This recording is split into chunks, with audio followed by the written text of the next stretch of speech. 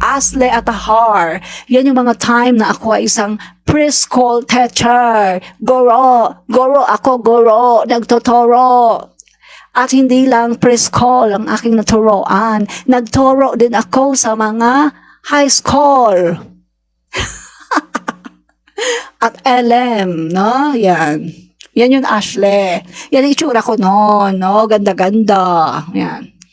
Ganda-ganda ko, tsaka sweet-sweet, tsaka sexy-sexy ko. No? Ashley. Isa pa. Pakitaan natin to si Ashley na to, no? Pangit daw ako, sabi ni Ashley. Sige, pakitaan natin, ha? Ito pa isa, Ashley.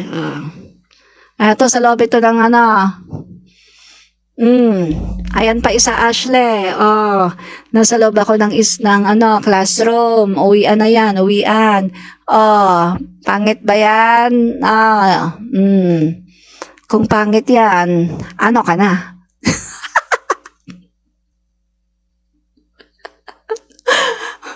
Ashley, tanong lang, no? Tanong ko lang sa'yo.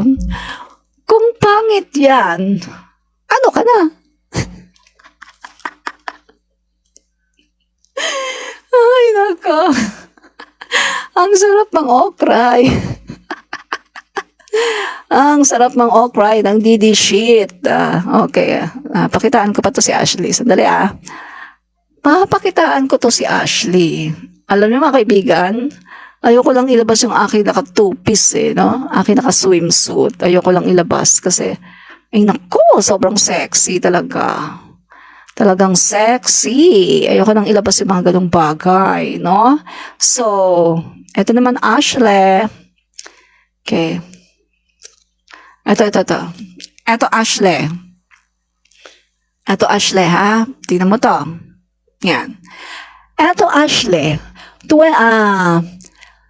After 22 years of wedding, no, 22 years of wedding, sinukat ko ulit ang aking gown at kasyang-kasya pa sa akin.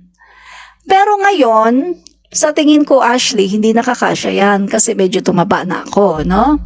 Pero after 22 years, nung ikasal ako, sinukat ko, kasya pa rin siya. Pero ngayon, malamang hindi na yan kasya.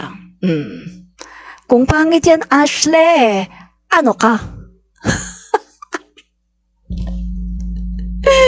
Ay, nako. Natatawa ako kay Ashley.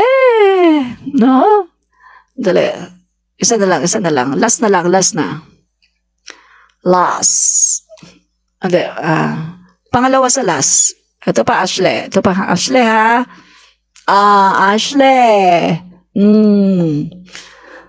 Yan ako nun, Ashley. Nagtuturo pa ako niyan, Ashley. Blondie buhok ko. Pero syempre, hindi yan ang suot ko nung nagtuturo. Nasa bahay na ako niyan, Ashley. At parang malapit na ako matulog. Yan. Ashley, kung pangit yan, ano ka?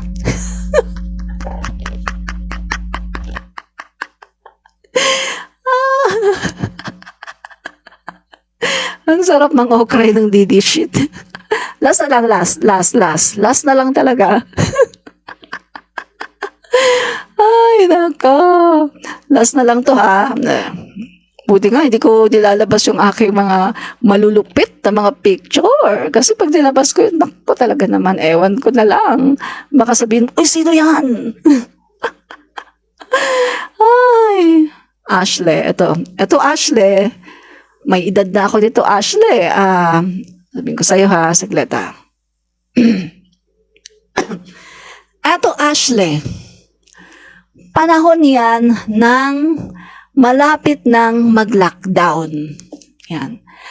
Nagtatrabaho pa ako niyan, Ashley, sa call center. Kasi 'di ba nung hindi na ako nagtuturo sa school, nag-call center ako. So yan, Ashley, ha. Yan, nung malapit ng mag-lockdown yan, ha, malapit na mag-lockdown. So ibig sabihin, matanda na ako niyan. Matanda na ako niyan, Ashley. Nasa 50s na ako niyan. Ang aking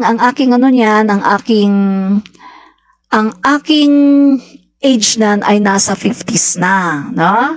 So, Ashley, nasa 50s na ako niyan, pero Ashley, tingnan mo, oh, sabi nga naman kasamahan ko sa call center, sabi nila, oh, para daw akong teenager, parang ka-age lang daw nila ako, di ba, Ashley? Nasa 50s na ako niyan, ha? 50 plus, ha? Yan ang itsura ko, Ashley, 50 plus na ako niyan. Eh, ikaw, pag dumating ka sa 50 plus, ano kaya itsura mo? Ganyan, maganda ka pa rin ba kaya kapag 50 plus ka na?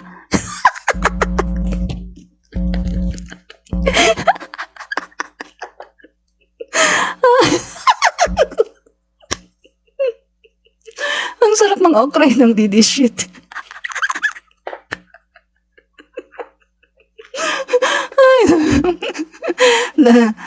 Luisa Ignacio, kilikili lang katapat ni Ashley.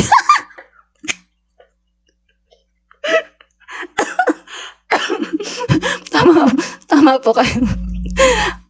Luisa Ignacio, inggit yan, Admin Rich. Bakit siya nanonood sa'yo kung pangit ka?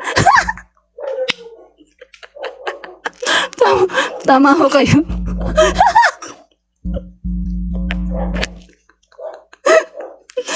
Sorry ho.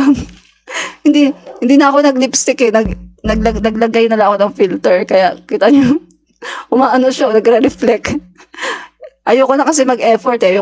Wala ako lipstick, kahit ano, wala. Basta naligo lang. And then, ano pa sabi niya? Lisa Hernandez, wow, ganda mo talaga, admin. Hanggang ngayon, idol. Salamat po. Pangit daw po ako, sabi ni Ashley. Tapos, sabi niya, oh, pa-epal din itong pangit na ito. Pangit daw ako. Ay, ang sarap talaga. Ang sarap talaga mga okay ng mga Didi shit, no? Ay, talaga. Yun nga ba eh, sabi ko na eh, ayoko talagang magtatawa mga kaibigan kasi kapag ako talaga ay nagtatawa, ay nako, hihikain ako. And then sa Lisa Hernandez, ipanalo natin si Martin Romualdez na masipag magtrabaho, di na mamulitika, binibintang sa kanya si Sara mahilig mamulitika nang umpisa yan mag-resign siya at magalit kay Martin at tawaging tambalos-los. Tama po kayo dyan, no? Pero ewan ko lang po no kung tatakbo si Martin Romualdez, no. Pero kung tatakbo po siya, ikakampanya ko talaga yan, no, si Speaker Martin Romualdez kasi parang si PBBM din siya, no, na talagang hardworking, tapos mabait, tapos tama po yung sinabi niyo si Sara, mahilig mamulitika. Yan po ang napansin ko kay Sara, mahilig siya mamulitika. Pagkatapos mga kaibigan, yung mahilig siya na na isisisi niya sa iba, no? Kasi mga kaibigan, di ba, nag-umpisa yan, tinawag niya tambaloslo si Speaker Martin nung si Gloria Macapagal Arroyo. Nalaman kasi mga kaibigan, may nag-leak doon sa House of Representatives na merong niluluto na kudita. Ikukudita nga si Speaker Martin. Mga kaibigan, marami kasing may mga kinakausap si PGMA na mga kongresista. Tapos yung mga kongresista na yon, sila din yung nagbunyag na ganito nga. So, nalaman ngayon mga kaibigan, pagkatapos ayaw lang umamin ni Gloria, pero nalaman na talagang totoo na merong niluluto na kudita against Speaker Martin Romualdez. Kasi nga, gusto nilang palitan si Speaker para kapag napalitan si Speaker, ipapalit si Gloria, mabilis nilang mapapa-impeach ngayon si PBBM. Siyempre, nawala na yung kakampi ni PBBM sa House of Representatives, si Gloria na. Alam naman natin mga kaibigan, si Gloria Macapagal Arroyo, loyal kay Duterte. Loyal yan kay Duterte, mga kaibigan. Kaya nga, di ba, kita nyo, nung tinanggal si Speaker Martin Romualdez, nagalit si Sara. Di ba, nagalit siya. At tinawag niya ngayon si Speaker Martin Romualdez na tambalos-los. Pagkatapos, hindi lang isang beses mga kaibigan, 4 na beses yun na talagang inano niya si Speaker Martin. Pangalawa mga kaibigan na nagbigay siya ng yung message, no? Nagbigay siya ng message na yung tungkol doon sa yung tungkol doon sa House of the Representative, yung nangyari. Tapos doon sa message niya, meron siyang parinig, no? Pinaringgan niya si Speaker Martin Romualdez na meron daw yung mga namumulitika, na maaga pa daw namumulitika na, etc., etc. Meron siyang mga parinig.